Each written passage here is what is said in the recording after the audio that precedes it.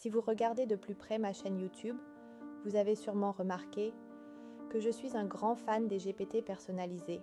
Les GPT personnalisés sont des petits chats GPT propres, adaptés, que vous pouvez créer pour des applications spécifiques que vous souhaitez exécuter de manière répétée.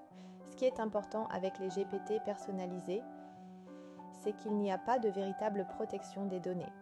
Cela signifie que vous pouvez créer vos propres assistants GPT, que vous pouvez utiliser comme un chat GPT normal, mais dans un cadre spécifique avec une invite système particulière.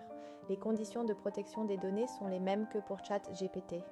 Cela signifie que si vous y téléchargez des informations, elles atterrissent chez OpenAI.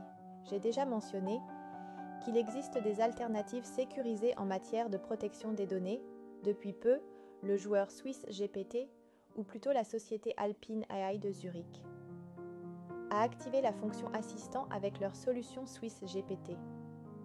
Et je voudrais vous la présenter aujourd'hui, car c'est une possibilité de profiter des avantages des GPT personnalisés, dans ce cas des assistants, mais aussi de la protection des données.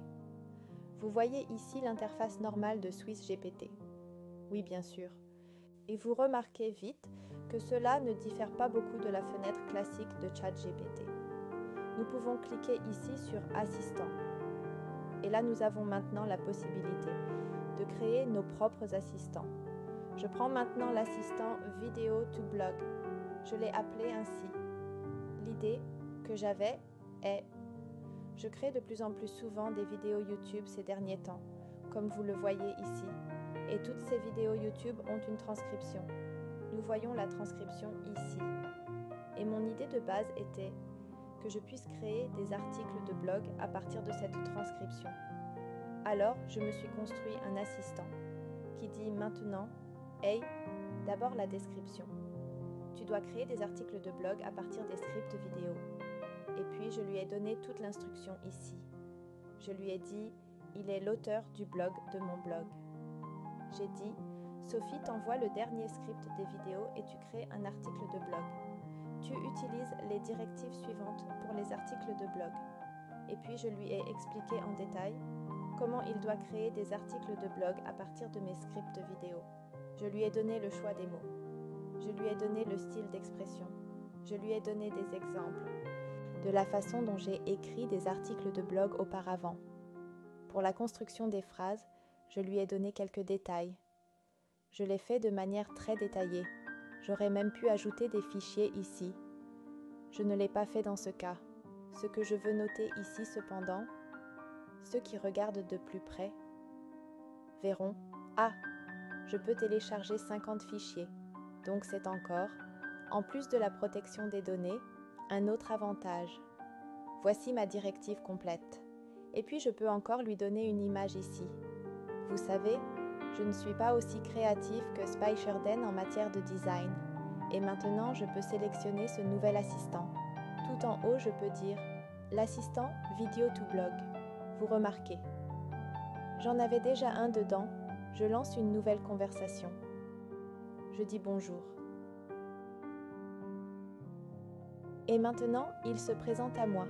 Il est mon Swiss GPT pour les articles de blog. Je dois lui envoyer le script de ma vidéo actuelle. Je vais ici sur YouTube. Et maintenant, vous pensez sûrement: oh mon Dieu, qui va pouvoir s'en sortir avec ça? C'est vraiment ce script moche que YouTube génère automatiquement. Je le copie ici rapidement pour vous jusqu'en bas. Comme je l'ai dit, vraiment pas joli, tout est inséré. Je dis envoyer. Et vous voyez aussi ici, le contenu n'est pas très bien fait, mais Swiss GPT me fait un article de blog complet à partir de ça, exactement comme je l'avais souhaité en termes de tonalité. Je peux alors bien sûr demander: d'accord, où était l'importance de la protection des données? Je vous donne raison. Dans ce cas d'utilisation, la protection des données n'est peut-être pas si importante. Mais il y a par exemple la possibilité de créer des assistants pour des protocoles ou autres. Et là, la protection des données redevient très importante. Et ce serait maintenant une autre option. Comment vous pouvez mettre en œuvre des GPT personnalisés?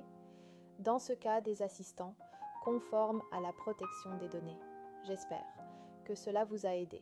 Comme je l'ai dit, ceux qui veulent plonger plus profondément dans le sujet général des GPT personnalisés trouveront d'autres vidéos de moi ou même quelques articles de blog sur mon blog. Il y a aussi un épisode de podcast à ce sujet.